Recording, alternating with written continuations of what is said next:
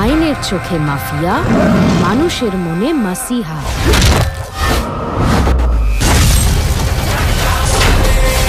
ক্ষুধার্ত বাঘ আর শ্যাম মাহাতোর রাত। জয় গুরু। এই সিনেমাটা যেটা দেখে আমার যেটা অবাক লাগলো, এই সিনেমার ভিলেন একজন ভয়ঙ্কর রুথলেস টাইপের একটি লোক, যে লোকটি বেসিক্যালি মানে বাংলাদেশ থেকে আসা, এবং লোকটির নামটা শুনেই বোঝা যাচ্ছে যে লোকটির নামের শেষে দাস। উনি একজন আধা সন্ন্যাসী টাইপের একজন বাউল, অর্থাৎ উনি অনেকটা ইসকন যেরকম সন্ন্যাসী যেরকম হয়, ইসকনের সন্ন্যাসী তাদের সঙ্গে মিলানো হয়েছে। আইনের চোখে মাফিয়া, মানুষের চোখে মাসিহা। পুষ্পা থেকে খাদান। মাফিয়াদেরই মানুষ কেন নিজেদের হিরো বানায়, সেই প্রশ্নের উত্তর আজও কেউ পায়নি। কোনো গবেষক, কোনো বিজ্ঞানীকে হিরো হতে আপনারা দেখেছেন কি? সে যাই হোক, দেবের খাদান। বাংলা ইন্ডাস্ট্রির অবস্থা এই মুহূর্তে খুব খারাপ, আপনারা জানেন। তৃণমূলের আমলে রাজনীতি এতটাই প্রভাব বিস্তার করেছে যে ইন্ডাস্ট্রিতে যে কয়েক লক্ষ মানুষ কাজ করছেন তাদের হাল অত্যন্ত খারাপ। মেগা সিরিয়াল বন্ধ হয়ে যাচ্ছে, সিনেমা তো আর তৈরিই হয় না। কয়েক লাখ লোক তাদের জীবন জীবিকা নিয়ে সত্যি বিপদের মধ্যে আছেন। তাদের মধ্যে যে কজন বাংলা ইন্ডাস্ট্রির জন্য লড়ে যাচ্ছেন, তাদের মধ্যে একজন দেব, একজন জিৎ, পরিচালক রাজ এবং বিভিন্ন প্রযোজক তো আছেন, আপনারা জানেন। বাংলা সিনেমা হলে গিয়ে দেখুন, তবেই বাংলা ইন্ডাস্ট্রি বাঁচবে এবং কয়েক লক্ষ মানুষ নিজেদের রুজি রোজগার ফেরত পাবে। কিন্তু আজকের এই প্রতিবেদন আপনাদের শুধুমাত্র উপদেশ দেওয়ার জন্য শুরু করিনি। এই প্রতিবেদনে রাজের খাদান বিতর্কের মধ্যে চলে এসেছে। রাজের খাদানে নাকি ভিলেনের জায়গায় একেবারে বাংলাদেশ থেকে আগত ইসকন সন্ন্যাসীকে প্রজেক্ট করা হয়েছে। ভয়ঙ্কর অভিযোগ। কেন শুধুমাত্র ভারতীয় সিনেমায়, বাংলা সিনেমায় সাধু সন্ন্যাসীদের ভিলেন হিসেবে প্রজেক্ট করা হয় বলুন তো? রাজের খাদান, এবং এই খাদান জেনারেলি কয়লা বেল্টে তৈরি। কয়লা চোর, কয়লা মাফিয়াদের নিয়ে এই ফিল্মটা তৈরি হয়েছে। জেনারেলি আসানসোল, রানীগঞ্জ, বার্নপুর এইসব জায়গার কয়লা খাদান নিয়ে গল্প। সেই কয়লা খাদানে কপালে তিলক কাটা সন্ন্যাসী কি করে মাফিয়া হয়ে গেল, সেটাই এখন সবচেয়ে বড় প্রশ্ন হয়ে দাঁড়িয়েছে। দেবের খাদান কি এবার বিতর্কের কেন্দ্রবিন্দু হয়ে দাঁড়ালো? কেন হয়ে দাঁড়ালো? খাদান দেখে এসে বিজেপির মুখপাত্র কি বলছেন সবটা দেখাবো আপনাদের। কেন খাদান বিতর্কের কেন্দ্রবিন্দুতে? এই প্রতিবেদন শেষ অবধি দেখুন। আমি মানব, দ্য নিউজ বাংলায় আপনাদের স্বাগত জানাচ্ছি। জয় গুরু। দেবের খাদান প্রধান চরিত্র আছেন দ্বৈত চরিত্রে দেব, শ্যাম মাহাতো এবং মধু মাহাতোর চরিত্রে দেব, এবং ভিলেন মোহন দাসের চরিত্রে যিশু সেনগুপ্ত। মোহন দাস, দাস টাইটেলের কয়লা মাফিয়া আসানসোল, বার্নপুর, রানীগঞ্জে খুব কম। আসানসোল, বার্নপুর, রানীগঞ্জে কয়লা মাফিয়া এরকম দাস টাইটেলের বাঙালি খুব কম আছে বলে আমার তো জানা নেই। তারপর আবার তিলক কাটা, ঠিক ইসকন সন্ন্যাসীদের মতো। দেবের খাদান, যেখানে পটভূমি হচ্ছে একেবারে এই যে দেব, যার শ্যামের ক্যারেক্টার করেছে, পুরুলিয়ার প্রত্যন্ত গ্রাম থেকে দামোদর উপত্যকার কয়লা খনিতে শ্রমিক হিসাবে কাজ করতে এলো। তার সঙ্গে দেখা হলো তার বন্ধু মোহনের, এবং তারপর এই মোহন, যার চরিত্র করেছে যিশু সেনগুপ্ত, একদম ভয়ঙ্কর একজন ভিলেন হয়ে গেল। কিন্তু মোহনের চরিত্রে যিশু সেনগুপ্ত খোলকর্তাল বাজাচ্ছেন, কপালে বড় তিলক, ঠিক যেমন ইসকন সন্ন্যাসী। বলা হচ্ছে বাংলাদেশ থেকে এসছে। ইসকন শব্দটা হয়তো ব্যবহার করা হয়নি, কিন্তু যিশু সেনগুপ্তর চরিত্রটা কেন ইসকন সন্ন্যাসীর মতন করা হলো, সেটাই এখন সবচেয়ে বড় প্রশ্ন হয়ে দাঁড়িয়েছে। বিজেপির মুখপাত্র সুদীপ্ত গুহ কি বলছেন? যিশুর ক্যারেক্টারের ট্রেলার দেখেই তিনি এই সিনেমাটা ফার্স্ট ডে ফার্স্ট শো দেখতে গিয়েছিলেন, এবং তিনি যেটা বলছেন এই ফিল্ম দেখার পর, মারাত্মক ঘটনা। কি বলছেন সুদীপ্ত গুহ, বিজেপির মুখপাত্র? আপনারা নিজে দেখুন। প্রথমে আমি বলি যে এই সিনেমাটা সম্বন্ধে আমি কোনো নেগেটিভ প্রচার করবো না। It's a very good venture. আমি ফার্স্ট ডে ফার্স্ট শো দেখেছি শুধুমাত্র ভিলেনের চরিত্রটাকে দেখার পর। কেন সেটা আমি পরে আসছি। কিন্তু ঘটনা হচ্ছে যে দেব, আপনি একটা জিনিস দেখবেন যে এখানে যে ভিলেন যে চরিত্রটি, সেই ভিলেন চরিত্রটি আমার যেখানে সন্দেহটা হলো, সে একজন ইসকনের সদস্য। মানে নামে তারা বলেনি ইসকন, কিন্তু তার নামের শেষে একটি দাস আছে। বাংলাদেশ থেকে এসছে, মানে বাংলাদেশি ইসকন, একজন রিফিউজি। আমার ব্যাপারটা সন্দেহ হয়, এবং আমি আজকে সিনেমাটা দেখতে যাই এবং আমার মনে হয় যে 1950 সাল থেকে যেমন উত্তম কুমার অভিনীত প্রতাপাদিত্যের উপর যে বউ ঠাকুরনের হাট, কিংবা পরবর্তীকালে আপনি বেশ কিছু বড় বড় সিনেমা যেমন জয় বাবা ফেলুনাথ, দেবী, কাপুরুষ মহাপুরুষ, এই যে এই সিনেমাগুলোতে যেমন হিন্দু সাধুসন্তকে বা হিন্দু আপনার এদের সাধুসন্তকে কিংবা আপনি হিন্দু পুরোহিতদের তাদের যেমন একটা ভিলেন করার একটা ট্র্যাডিশন যে তৈরি হয়ে এসছে, এখানে কিন্তু সেই ট্র্যাডিশনের একটা একটা একটা কন্টিনিউয়েশন আছে। আমি আবার বলছি যে দেবের লাস্ট কয়েক বছর দেব কিন্তু বেশ কিছু ভালো কাজ করছেন এবং ইন্ডাস্ট্রিটাকে কমার্শিয়ালাইজ করার চেষ্টা করছেন। ইন্ডাস্ট্রিতে টাকা না এলে ইন্ডাস্ট্রিতে যে লোকগুলো কাজ করে তাদের উন্নতি হবে না। ফলে ওই হাতের মার্কা বই বন্ধ করে দেব বা জিৎ যে টাইপের সিনেমা করে আমি কিন্তু সাপোর্ট করি। আমি মনে করি যে সেই সিনেমা করা, কিন্তু এই সিনেমাটা যেটা দেখে আমার যেটা অবাক লাগলো, এই সিনেমার ভিলেন একজন ভয়ঙ্কর রুথলেস টাইপের একটি লোক, যে লোকটি বেসিক্যালি মানে বাংলাদেশ থেকে আসা এবং লোকটির নামটা শুনেই বোঝা যাচ্ছে যে লোকটির নামের শেষে দাস। উনি একজন আধা সন্ন্যাসী টাইপের একজন বাউল, অর্থাৎ উনি অনেকটা ইসকন ইসকন যেরকম সন্ন্যাসী যেরকম হয়, ইসকনের সন্ন্যাসী তাদের সঙ্গে মিলানো হয়েছে।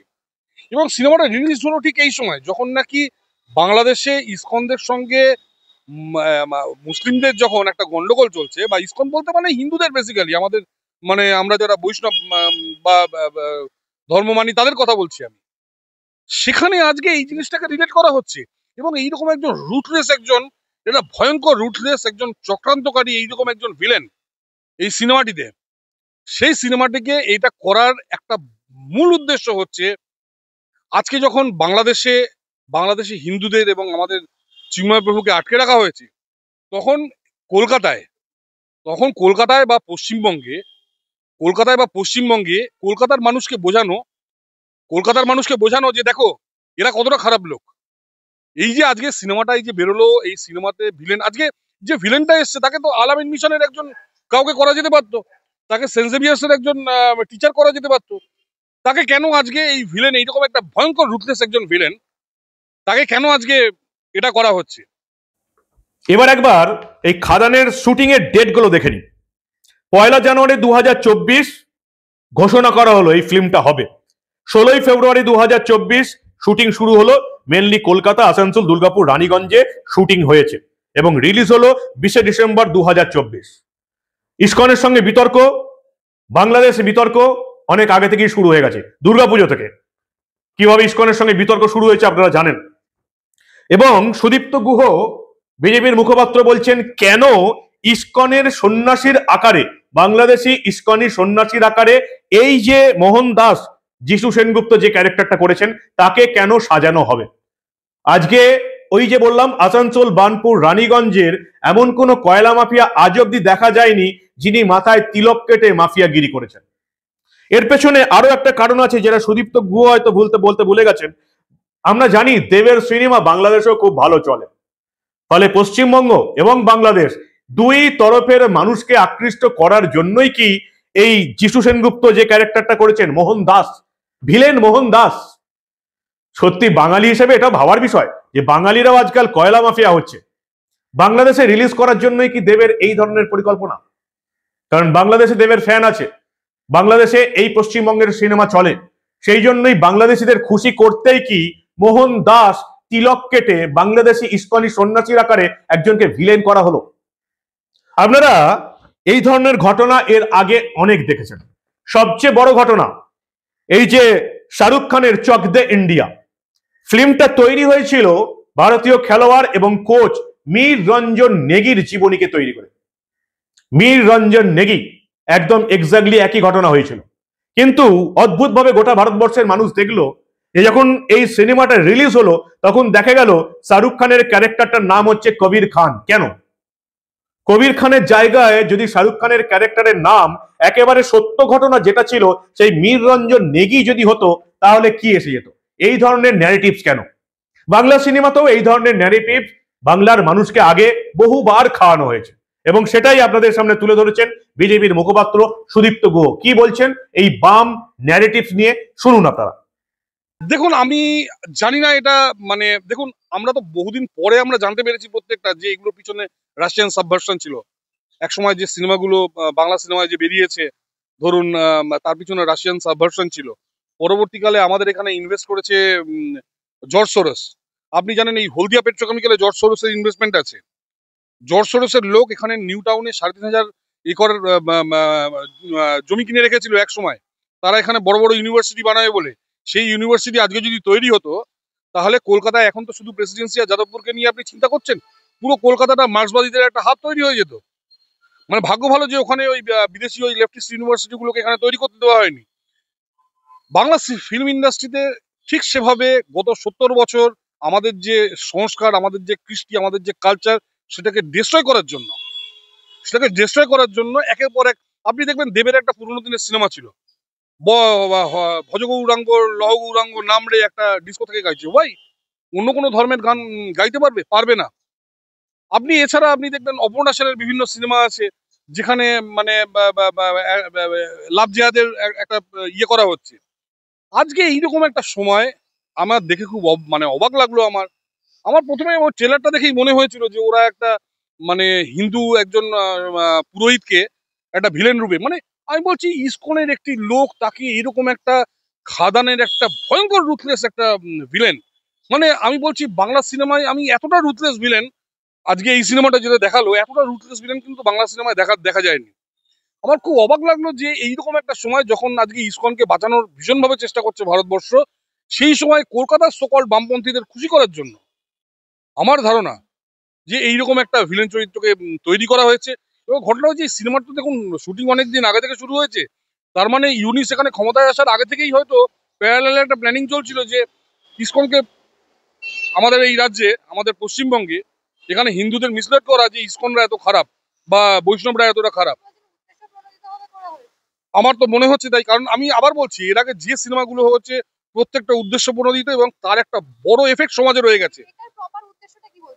এই মানুষকে বোঝানো যে ইসকনের লোকেরা খুব খারাপ, ইসকনের লোকেরা ভিলেন। যেমন ধরুন বৌঠকরণের হাট উত্তম কুমারের ইয়েতে, সেখানে দেখা যাচ্ছে রাজা প্রতাপাদিত্য ভিলেন, কিন্তু রাজা প্রতাপাদিত্য ভিলেন না, উনি অ্যাকচুয়ালি হিরো।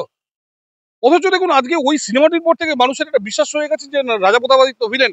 আমাদের যদি হিরো কেউ থেকে থাকে শশাঙ্ক, আমাদের হিরো যদি কেউ থেকে থাকেন রাজা প্রতাপাদিত্য, আমাদের হিরো যদি কেউ থেকে থাকেন অরবিন্দ ঘোষ, আমাদের যদি হিরো কেউ থেকে থাকেন সুভাষচন্দ্র বোস। অনুশীলন এবং যুগান্তরের প্রত্যেক বিপ্লবী তারা আমাদের হিরো। কিন্তু সেখানে আপনি প্রথমেই ভিলেন বানিয়ে দিলেন রাজা প্রতাপাদিত্যকে। আপনি দেখবেন দুর্গেশগড়ের গুপ্তধন, কর্ণ সুবর্ণের গুপ্তধন, প্রত্যেকটা সিনেমায় কোনোটায় ভিলেন বানাচ্ছে রাজা কৃষ্ণচন্দ্রকে, কোনোটায় ভিলেন বানানো হচ্ছে রাজা শশাঙ্ককে, কোনোটায় রাজা প্রতাপাদিত্যকে ভিলেন বানানো হচ্ছে। অন দি কন্ট্রারি আপনি দেখুন রাজস্থানে তারা রানা প্রতাপকে তারা কিরকম ভগবান বলে মানে। আপনি বোম্বেতে দেখুন শিবাজিকে তারা ভগবান বলে মানে। সেখানে আমাদের যে লোকগুলো তাদের, আর দ্বিতীয়ত তো একের পর এক সিনেমা, অন্তত 50টা বাংলা সিনেমা আমাদের এখানে আছে যেগুলোর পিছনে লেফটিস্টদের ডাইরেক্ট ইনভেস্টমেন্ট ছিল যে আপনারা হিন্দু ধর্মকে ছোট করে দেখান, আপনারা এদের পুরোহিতদের ছোট করে দেখান, বিশেষ করে ব্রাহ্মণদের। কারণ ব্রাহ্মণদের যদি আপনি ছোট করতে পারেন তাহলে এক টানে পুরো কমিউনিটিটাকে টেনে নামিয়ে দেওয়া যাবে। আমার মনে হচ্ছে উদ্দেশ্য প্রণোদিত, আই এম নট শিওর, কিন্তু এটা দেখে আমার মনে হচ্ছে সেই ট্র্যাডিশন চললো এবং দেব সেই চাপে পা দিল। খুব দুর্ভাগ্যজনক, মানে এই ভিলেন চরিত্রটি দেখে আমি আবার বলছি খাদানের ভিলেন চরিত্রটি ভয়ঙ্কর রকম দুর্ভাগ্যজনক এই পরিস্থিতিতে যখন বাংলাদেশে ইসকনের মানুষদের এরকম ভাবে পেটানো হচ্ছে। সুরিন্দর ফিল্মস এবং দেব এন্টারটেনমেন্টের যৌথ ভেঞ্চার এটা। প্রযোজনা করেছেন দেব এবং নিসপাল সিং এবং প্রধান চরিত্র দেব এবং যিশু সেনগুপ্ত আপনারা জেনে গেছেন। আমরাও চাই বাংলা ইন্ডাস্ট্রি দেবের হাত ধরে, জিতের হাত ধরে, রাজের হাত ধরে বাংলা ইন্ডাস্ট্রি আরো ফুলে ফেপে উঠুক।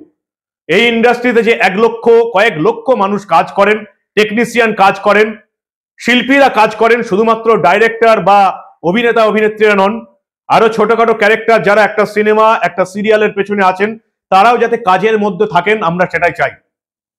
যেভাবে বিশ্বাস ব্রাদার্স এই পশ্চিমবঙ্গের ফিল্ম ইন্ডাস্ট্রিতে রাজনীতি ঢুকিয়ে দিয়েছে, সেটা বন্ধ হয়ে ইন্ডাস্ট্রি আরো ফুলে ফেপে উঠুক, সেটাই আমরা চাই।